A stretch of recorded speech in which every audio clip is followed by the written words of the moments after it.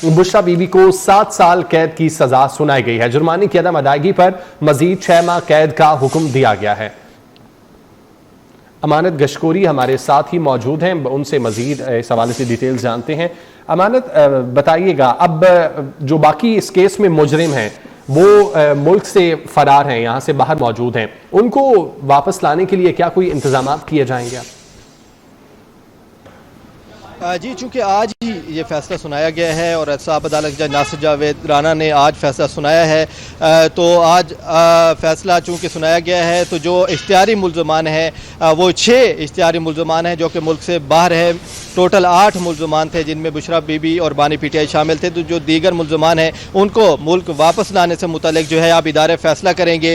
Interpole से भी जो है वो उनको वापस लाया जा सकता है और FIA की जो टीमें हैं वो इस हवाले से जो है काम करेंगी। ताहम आज चूँकि फ़ैसला है तो फ़ैसले की जो नकूल है वो इदारों को फराहम की जाएंगी और उसके बाद ये फ़ैसला किया जाएगा कि जो इख्तियारी मुल्ज़मान हैं क्या उनको मुल्क में वापस लाना है, उनकी गिरफ्तारी के हवाले से क्या इकदाम करने हैं। तो ये आज की फ़ैसले की जो नकूल जब फराहम की जाएंगी तो उसके बाद ये फैसला होगा कि हमें ज्वाइन किया है सीनियर तजज़ियाकार सलीम बुखारी साहब ने। सलीम बुखारी साहब, बड़ा फैसला सामने आ गया है। 190 मिलियन पाउंड केस में बानी पीटीआई को 14 साल कैद की सजा हुई है और बुशरा बीबी को 7 साल कैद की सजा सुनाई गई है। कैसे कहेंगे, कैसे देखते हैं इस फैसले को?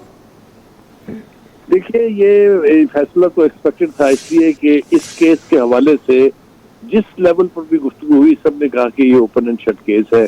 चाहे वो वकला थे, चाहे वो साबका जजेस थे या जो सियासतदान थे जिन्होंने यानी सियासत की गेम में जो काफी देर से यानी उनका तजर्बा है, उन सब का कहना यह था कि इसके जो शवाहद है, इसके जो सबूत है और इसको जिस तरीके से इख्तियारात का नाजायज इस्तेमाल किया गया है, जिस तरीके से एक अहम ओहदे पर होते हुए एक प्राइम मिनिस्टर ने उससे बेनिफिट लिए हैं, वो तो उसके एतबार से तो ये फैसला जो है ये बिल्कुल हकायक को सामने रखते हुए बिल्कुल दुरुस्त दिखाई देता है। इसलिए कि जो प्राइम मिनिस्टर के ओहदे पर फायज हो शख्स वो इतनी बड़ी रकम जो है उसके साथ ये खिलवाड़ करे कि वो एक दूसरी हुकूमत ने लॉन्ड्रिंग मनी करार दे के वापस पाकिस्तान के खजाने में भेजा हो और प्राइम मिनिस्टर जो है वो उसको एक बिजनेस टाइकून के जुर्माने की रकम के तौर पे जमा करा दे, ये इतना बड़ा खिलवाड़ है अपने इख्तियारात से।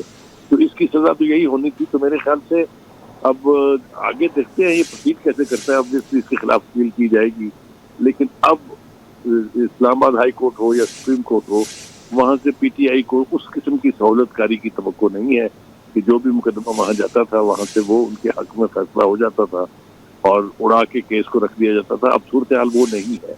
26वीं आईनी तरमीम के बाद जिस तरीके से कॉन्स्टिट्यूशनल बेंचेस अलहदा हो गए हैं, क्रिमिनल केसेस के बेंचेस जो हैं वो अलहदा हैं, तो उस तरह की सहूलतकारी की तवक्को ना उन्हें रखनी चाहिए और ना ही मेरे ख्याल से उनको मिलने जा रही है। एक और अहम बात जो इसके साथ जुड़ी हुई है वो ये कि ये कहा जा रहा था कि जी बैकडोर डिप्लोमेसी हो रही है, बैकडोर चैनल्स खुले हुए हैं, वहाँ से इनको किसी रिलीफ की तवक्को हो रही है।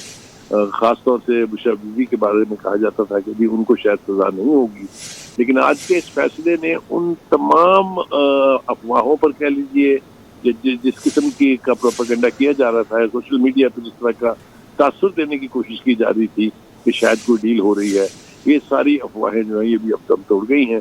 अब देखना ये है कि PTI इसके बाद कैसे आगे प्रोसीड करती है। अच्छा सलीम बुखारी साहब, क्या PTI बतौर जमात और बानी PTI इस केस के मुतालिक और इस फैसले के मुतालिक पहले से बाखबर थे कि जो कुछ किया हुआ है, किया धरा है, वो सामने आएगा ही?